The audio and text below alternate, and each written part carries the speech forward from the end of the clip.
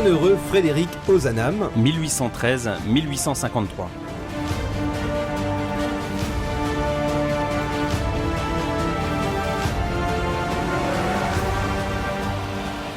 Issu d'une famille enracinée dans les Dombes, au nord de Lyon, où ont œuvré par le passé Saint Vincent de Paul ou le Saint Curé d'Ars, mais né en Italie à Milan en 1813 au hasard de l'affectation de son père, médecin au service des armées de Napoléon, le bienheureux Frédéric Ozanam passe son enfance à Lyon. Il est marqué par la foi intense de ses parents, la prière et la piété de sa mère, la bonté de son père qui soigne gratuitement les indigents et par la vocation sacerdotale de son frère aîné. Mondialement connu comme un apôtre catholique, véritable athlète de la foi aux initiatives ardentes, le bienheureux Frédéric Ozanam a lu dans Saint Paul, dans sa lettre aux Romains, que Dieu, je cite, rendra à chacun selon ses œuvres. Dans ce deuxième volet de votre émission Pèlerin de Dieu, sur les pas du grand intellectuel catholique du 19e siècle, le bienheureux Frédéric Ozanam, revivons ensemble la fondation en 1833, puis le développement incroyable à toute l'Europe de l'une des plus grandes associations chrétiennes des laïcs, la Société Saint-Vincent de Paul.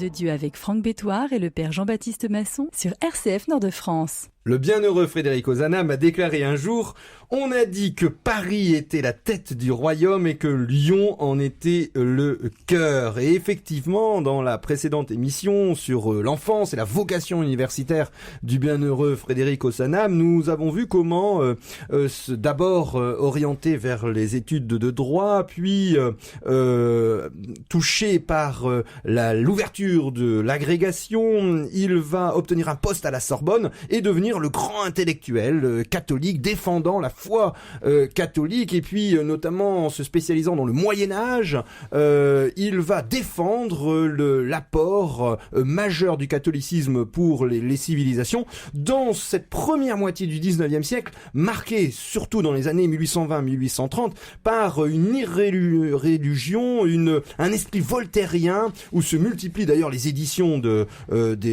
Voltaire. Et alors qu'il va fréquenter le Paris, en venant de Lyon, il va être frappé par les difficultés du Paris. Alors, de ce Paris de cette époque, ce n'est pas la ville lumière de la deuxième moitié du 19e siècle avec le baron Haussmann. On est dans une ville marquée par des épidémies tout à fait incroyables. Le choléra qui, en 1832, fait une vingtaine de milliers de victimes dans la capitale. Vous imaginez?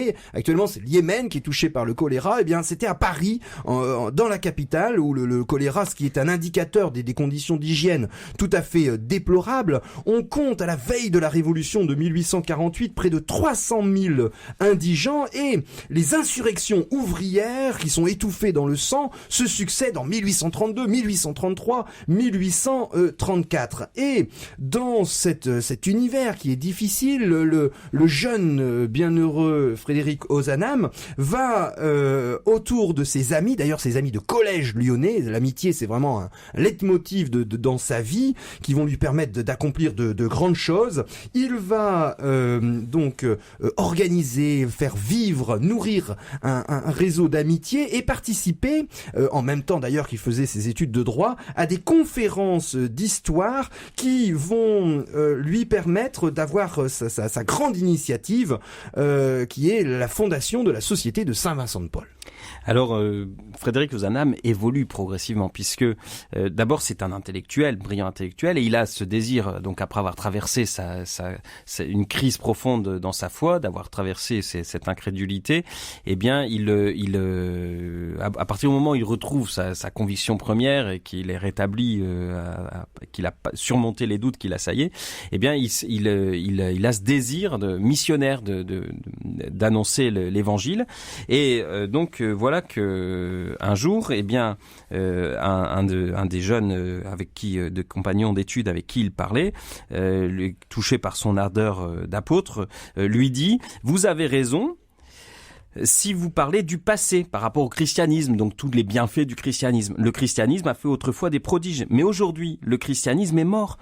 Et en effet, vous qui vous vantez d'être catholique, que faites-vous ? Où sont les œuvres qui démontrent votre foi ? Et qui peuvent nous le faire respecter et admettre. Et donc, voyez, c'est où sont les œuvres qui démontrent votre foi, ça va profondément le bouleverser. En fait, il se rend compte, donc il réagit, dit lui-même, je lui laisse la parole, ils avaient raison, ce reproche n'était que trop mérité. Ce fut alors pour nous que nous nous dîmes, eh bien, à l'œuvre, et que nos actions soient d'accord avec notre foi. Mais que faire ? Que faire pour être vraiment catholique, sinon ce qui plaît le plus à Dieu ? Secourons notre prochain, comme le faisait Jésus-Christ, et mettons notre foi sous la protection de la charité. Donc à partir de ce moment-là, il va rechercher avec ses compagnons comment mettre en œuvre cette charité dans une façon qui va rejoindre son siècle et où il va pouvoir donc se mobiliser d'autres. Alors donc il y a ce petit groupe qui se réunit. Et donc, ils ont l'idée, ensemble, de fonder ce qu'ils vont appeler une conférence. Alors, conférence, on est dans un milieu universitaire, mais il ne s'agit pas de faire des conférences, il s'agit d'un petit groupe, une équipe, en quelque sorte, une équipe de charité. Pour relever donc ce défi, ils décident donc de passer ensemble aux actes et ils cherchent. Alors, ils vont voir le curé de la paroisse Saint-Étienne-du-Mont, qui leur propose de faire le caté aux enfants du quartier, ça leur plaît pas trop. Ils cherchent autre chose et finalement, il décide, donc il trouve une sœur qui s'appelle sœur Rosalie Rendu, qui est une fille de la charité, donc une fille de Saint Vincent de Paul, et qui est une véritable apôtre dans le quartier, et donc qui les aide, qui les met en lien avec des familles en difficulté. Donc il va s'agir d'aller visiter les personnes chez elles, et il y a une petite réunion constitutive de l'association, toute modeste, avec 7 personnes, le 23 avril 1833. Ils n'ont absolument pas conscience de fonder ce qui deviendra une grande œuvre internationale. Ils fondent leur conférence Saint-Vincent de Paul, une première réunion. Ils sont 7 et Ozanam fait partie de ces 7 jeunes qui se réunissent pour vivre et exercer la charité. Alors, vous l'avez dit, chaque samedi, place de l'Estrapade, tout près du Panthéon, il y a un personnage qui est très important qui s'appelle Emmanuel Bailly. C'est un imprimeur catholique de 40 ans qui reçoit les étudiants chez lui et dans ce lieu, et ces 5 ou 6 étudiants avec le bienheureux Frédéric Ozanam qui est véritablement le fondateur. Alors, il y a eu toute une querelle quelques années après la mort de Frédéric Ozanam en disant que c'était pas vraiment lui le fondateur, etc. Mais c'est vraiment l'âme de la société de Saint-Vincent de Paul. Et cette conférence, vous l'avez dit, il pensait simplement être une réunion de charité et puis au départ simplement de faire des cas pratiques, comment mettre en œuvre l'amour du Christ qui nous a demandé d'aimer son prochain. Et la rencontre avec la sœur Rosalie est tout à fait particulière puisque elle va apporter à ses étudiants plein de zèle. Ils ont une vingtaine d'années. Il a juste 20 ans. Nous sommes en 1833. Le bienheureux Frédéric Ozanam est né en 1813, donc il a juste 20 ans. Ces tout jeunes étudiants qui sont pleins de zèle, pleins de flammes, vont s'inscrire dans la grande tradition de l'amour concret de Saint Vincent de Paul, avec la liste des visites de cette sœur Rosalie qui a été béatifiée en 2003 par Saint Jean-Paul II. Donc on peut dire la bienheureuse sœur Rosalie qui est dans le quartier qui est le Mouffetard, qui est assez qui est connu avec une indigence absolument incroyable.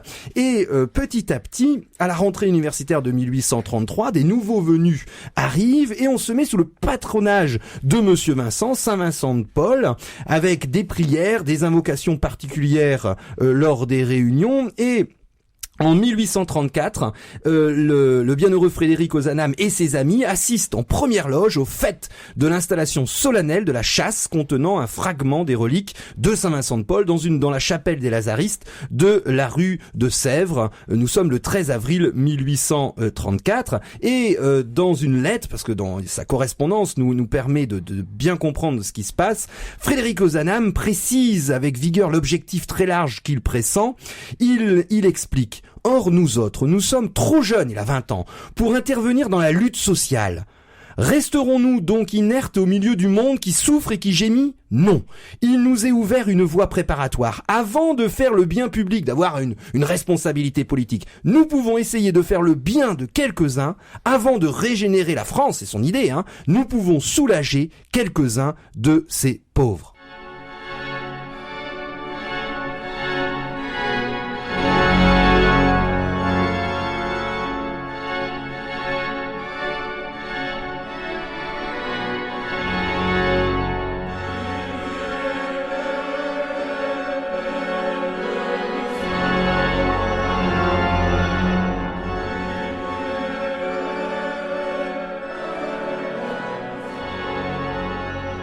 Pèlerin de Dieu avec Franck Bétoir et le père Jean-Baptiste Masson sur RCF Nord-de-France. Le 23 avril 1833, ils étaient 7 à cette réunion près de Saint-Étienne-du-Mont pour fonder cette équipe, cette conférence Saint-Vincent-de-Paul pour porter vivre la charité auprès des plus démunis. Et à ce moment-là, ils n'ont absolument pas conscience de fonder quelque chose qui va devenir important pour eux. C'est un petit groupe dans lequel il faut rester solidaires les uns les autres, vivre l'amitié. Et donc cette amitié qui est le ferment de la charité. Et donc ils sont même plutôt dans la confidentialité, c'est-à-dire qu'ils n'ont pas l'intention d'ouvrir le groupe. Alors un des membres fondateurs pose la question, il a un ami, Colas de Lanoux, qui est un ancien Saint-Simonien qui est récemment converti à la foi catholique et qui, se sentant fragile dans sa foi, a le désir de rejoindre l'équipe. Et ça pose, c'est une discussion, c'est pas évident parce qu'ils ont peur entre eux que ça change l'état d'esprit. Et donc ils hésitent beaucoup, puis finalement, ils vont l'accueillir et cette entrée va être déterminante parce que maintenant il n'y a plus de barrière pour accueillir d'autres jeunes. Et donc les entrées se succèdent et donc ils sont bientôt dans la même année, ils sont 24 à 25 et puis bientôt 40 dès 1834, pardon. Et donc, le 27 juin 1834, ils étaient déjà 70. Alors, du coup, on peut plus rester une seule équipe, et c'est là que va intervenir la véritable fondation. Donc, le 8 décembre 1835, la décision est prise, puisqu'ils sont plus de 70, de diviser la conférence en sections. Et donc, c'est une étape capitale, puisque c'est la différentes équipes qui se fondent et donc aussi la possibilité que l'œuvre s'étende dans d'autres lieux. Et donc une première fondation a lieu à Nîmes, Ozanam passé à Lyon en septembre 1836 devient président de la première conférence fondée à Lyon dans sa ville, fondée le 16 août 1836. Et donc c'est le début d'une expansion qui ne s'arrête pas. Oui, alors c'est tout à fait étonnant parce que cette division en cellules, c'est vraiment la mission. C'est une intuition géniale pour la mission, pour se multiplier. C'est comme les cellules du corps humain qui se divisent pour être plus nombreuses. Et ce qui a présidé, alors au lieu de rester un club entre étudiants qui se ressemblent et puis faire former un petit peu un ghetto en disant que tout le reste c'est mauvais, au contraire, on a ces intellectuels catholiques jeunes, ils ont une vingtaine d'années, qui veulent s'ouvrir au monde, qui veulent s'immerger dans le monde, et tout en gardant un esprit d'intimité, parce que l'intérêt aussi de faire ces petites conférences, ces sections, c'est que c'est familial. Tout le monde se connaît et c'est pas une grosse structure qui reste unie avec plusieurs centaines de personnes qui finalement ne se connaissent plus. Et l'élément très important aussi à comprendre pour cette société de Saint-Vincent-de-Paul qui est créée là en direct, c'est que c'est une société fondée par des laïcs, dirigée par des laïcs, et c'est vraiment le grand mouvement des laïcs qui prennent au sérieux leur baptême et qui se retroussent les manches et qui n'attendent pas des prêtres ou des religieux des indications pour vivre leur foi. C'est vraiment le grand mouvement, le début des laïcs qui prennent place dans l'évangélisation. Et c'est tout à fait symptomatique. On le considère comme le père de la démocratie chrétienne. Or, il faut imaginer que nous sommes au milieu du 19e siècle, où c'est finalement simplement le moine, la religieuse, qui représente le modèle du chrétien. C'est pas comme aujourd'hui où évidemment les laïcs sont partout, il y a quasiment plus de prêtres en France. Mais là, on était au contraire au 19e siècle, même s'il y avait des problèmes de recrutement des prêtres, on va être dans la deuxième moitié du 19e siècle avec une surreprésentation de religieux et de religieuses, avec près de 200 000 filles qui prennent l'habit religieux. Et dans ce contexte, on a véritablement la Société de Saint-Vincent de Paul, qui est une œuvre laïque, placée sous l'autorité des curés. Évidemment, les prêtres ne sont jamais loin, mais qui va donner cette impulsion tout à fait particulière. Et d'ailleurs, dans une lettre, il explique: chacun de nous, le bienheureux Frédéric Ozanam, chacun de nous porte dans le cœur un germe de sainteté que le simple vouloir suffirait à faire éclore. Alors cette société va aussi commencer à s'étendre à l'étranger. Donc Frédéric Ozanam va connaître cette première période d'expansion à partir de 1842. Donc il y a une première fondation. Et l'œuvre est approuvée, donc puisqu'elle s'étend, on est d'abord dans une œuvre privée, faite par des laïcs, et l'œuvre est approuvée par le Saint-Siège, donc elle devient une association publique, c'est-à-dire que en fait on reconnaît pour toute l'Église son importance, et dans tous les diocèses, elle est bienvenue, elle peut être encouragée, elle n'a pas besoin d'avoir des autorisations particulières des évêques. Alors donc cette œuvre va s'étendre. On peut donner quelques chiffres. Frédéric Ozanam meurt en 1853. À ce moment-là, les conférences ont déjà essaimé dans 17 pays, 11 en Europe, 2 en Afrique, 1 en Asie, 3 en Amérique, donc aux États-Unis, au Mexique, au Canada. 100 ans après la première réunion de fondation de la conférence Saint-Vincent de Paul, eh bien, c'est pas moins de 13 200 conférences qu'on compte à travers le monde, qui regroupent 180 000 membres. Et donc, de nos jours, eh bien, on compte environ 46 650 conférences qui regroupent 875 000 membres dans 130 pays de tous les continents. Et donc, c'est une œuvre de charité extraordinaire. Frédéric Ozanam disait: je souhaiterais embrasser le monde dans un réseau de charité, et c'est ce qu'il a réalisé à travers ces conférences Saint-Vincent de Paul, où loin des feux de la rampe, eh bien des hommes et des femmes se démènent pour lutter contre la souffrance, la pauvreté, le sous-développement, donc avec énormément de compétences et de charité.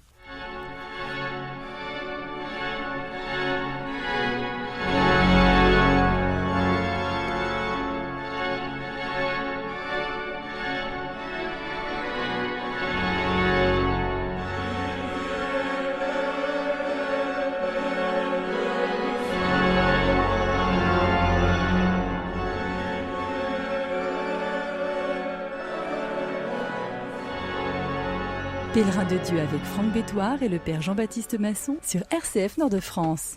Le bienheureux Frédéric Ozanam, un des fondateurs de la Société Saint-Vincent de Paul, qui connaît ce mouvement laïque de charité, de visite à domicile dans la grande tradition du saint prêtre du Saint-Vincent de Paul.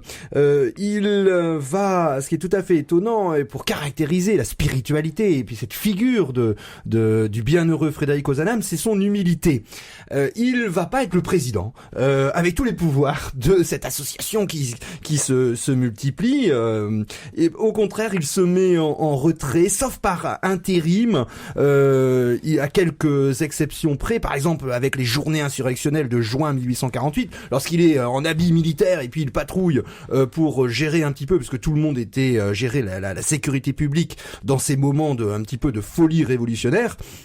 Il va mettre en avant en fait son affection, son amour pour cette œuvre dont il se détache, puisqu'il a toute sa carrière universitaire à côté de lui, et il va par l'intermédiaire des lettres suivre de très près la marche générale de la société, adressant des comptes rendus destinés aux assemblées générales et suggérant qu'un rapport annuel soit rédigé à Paris par le secrétaire général et multipliant multipliant les conseils judicieux tels celui-ci. Et on peut peut-être le prendre pour tout mouvement missionnaire. C'est finalement le maintien d'un axe à la fois horizontal et vertical, c'est-à-dire une association qui s'occupe des biens concrets de visite de pauvres gens, c'est l'axe horizontal entre les personnes, l'amour entre les personnes, mais tout en gardant l'axe transcendant, l'axe vertical, c'est-à-dire sans gommer l'aspect chrétien, puisqu'il peut y avoir des associations simplement humanitaires de solidarité sans axe transcendant, sans le Christ, et puis simplement des associations qui seraient uniquement portées sur la prière, sans véritablement réalisation d'amour, sans aimer son prochain d'une façon concrète. Et le deuxième élément, c'est que il donne ce conseil tout à fait judicieux, ne pas se faire voir, mais se laisser voir. C'est vraiment ce mélange, ce n'est pas l'enfouissement total où on est complètement gris-muraille, on sait même pas qu'on est chrétien, et ce n'est pas non plus les hauts étendards où en disant on annonce sa foi et puis on a peur de personne. Il veut avoir, et c'est tout à fait l'esprit de l'évangile, c'est les deux en même temps, pas d'ostentation, mais pas de clandestinité non plus. Alors à la base de l'action des conférences Saint-Vincent-de-Paul, c'est d'abord la visite aux pauvres. Donc c'est d'aller visiter chez eux les familles pauvres et déshéritées. Et ensuite, les types d'actions vont beaucoup se diversifier avec des visites des prisons, des visites des malades, de l'aide aux migrants, aux sans-logis, etc. Et donc, alors on peut donner un petit témoignage sur la manière dont Frédéric le vivait, notamment sous le regard de sa femme Amélie, dont on parlera dans la prochaine émission. Elle dit Frédéric a toujours consacré le 10e de ses dépenses aux pauvres. Quelquefois, il donnait bien plus et souvent jusqu'au 6e. Donc c'est un laïc qui a sa vie de famille. Il faut qu'il fasse attention à son budget, mais enfin, il était généreux. Il donnait de grand cœur et d'une façon généreuse. L'aumône n'était pas pour lui un devoir, mais c'était un grand bonheur. Il m'a souvent dit qu'il se sentait plus content dans un grenier entouré d'une famille de mendiants que dans un salon doré et au milieu de grands seigneurs. Alors pour comprendre l'âme de Frédéric, ce qu'il vivait, donc on a parlé de sa crise d'incrédulité où il avait éprouvé la maladie de son siècle, c'est-à-dire c'est ce doute qui tenaille, et il en était sorti vainqueur.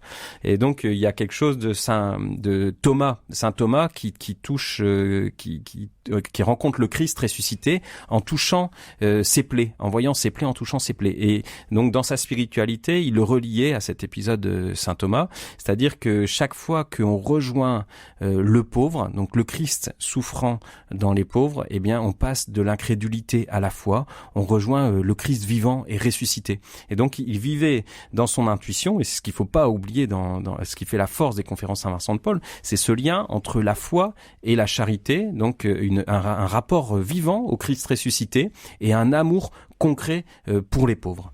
Alors il prend sa plume à plusieurs occasions, et c'est là où on mesure qu'il est véritablement l'âme et la mémoire de la société de Saint-Vincent-de-Paul, qu'il a fondée, il avait 20 ans, sa vie est très courte, et pourtant on peut en parler pendant de nombreuses émissions. Il va mourir à 40 ans, et dans une de ses lettres, c'est avec une certaine émotion où il décrit la société qui se développe, on l'a dit, en Europe, dans toute l'Europe. Il explique que c'est près de 10 000 membres dans 133 villes, en Angleterre, en Écosse, en Irlande, en Belgique et en Italie. Et puis alors, il parle de cette société en ces termes: cette société catholique, mais laïque, humble, mais nombreuse, pauvre, mais surchargée de pauvres à soulager, surtout dans un temps où les associations charitables ont une mission si grande à remplir pour le réveil de la foi. On est dans ce 19e siècle industriel où des marées d'ouvriers sont dans des conditions absolument incroyables. C'est le Paris de Balzac, de Zola qui nous décrivent cette misère sociale. Et il nous explique que les associations charitables ont une mission si grande à remplir pour le réveil de la foi, pour le soutien de l'Église, pour l'apaisement des haines qui divisent les hommes. Et ça, c'est vraiment un homme de dialogue. C'est-à-dire qu'il voit que se creuse l'inégalité entre les plus riches et les plus pauvres en ce 19e siècle, et qu'une guerre peut avoir lieu, et il se dit, le chrétien, il doit être le médiateur entre les deux pour justement éviter une guerre, ce qu'appelait de ses voeux un certain Karl Marx. Non, au contraire, le chrétien, lui, il est le médiateur pour être à la lisière et pour se faire une réconciliation relations entre les riches et les pauvres. Je terminerai par la modernité d'Ozanam dans la belle biographie de l'historien décédé au ciel, de Gérard Cholvy, où il explique que Ozanam a cette étonnante modernité de relever le défi de l'évangélisation de l'intelligence, de concilier la raison et la foi et d'innover en ce qui concerne l'apostolat des laïcs dans le monde au sein d'organisations qu'ils créent et dirigent eux-mêmes.